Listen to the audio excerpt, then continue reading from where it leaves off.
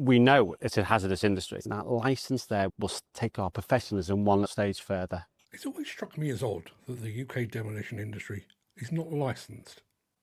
Many demolition projects begin with the process of asbestos removal, which is licensed. Many demolition projects then send materials that can't be recovered into the waste industry, which is also licensed.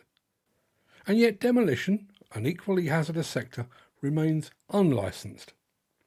In this exclusive interview with Mike Kehoe of C&D Engineering Consultants, we discuss why a demolition licence makes sense, how it might be implemented, and who might police it.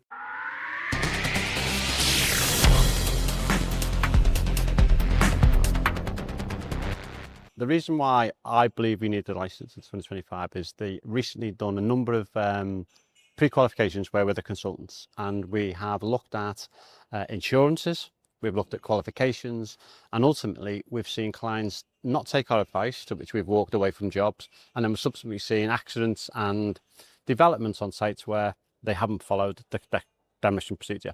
And I believe now that there's no real fundamental holdback of a demolition contractor without a licence, i.e. there's 1,000 registered demolition companies, some not even operation, some small, some large. And the one thing that happens is we haven't got a control and influence of what they do, whether it be demolition, whether it be the insurance, whether it be the asbestos removal. There's not a guidance that says to them, if you mess this job up, you are going to leave your licence. The asbestos industry has got a 3-year licence. You see that when they have a 1-year licence, it's a little bit, we're working towards the 3 years. But when they've got this 3 licence, it's almost something to be held and cherished. They do not want to lose that licence because their livelihood will go. The companies will go, the operation guys will go, so that you need to keep up. So the industry has moved many, many strides to up the standard of the asbestos industry. I believe we need that in the demolition industry. What we're not proposing is it's one striking out, because anybody can have an accident. Anyone can have an accident. But if the procedures are in place, if they've done everything right and something goes wrong, there's a mechanism to find out what's gone wrong. So the license can be looked at, can be reviewed, can be understood.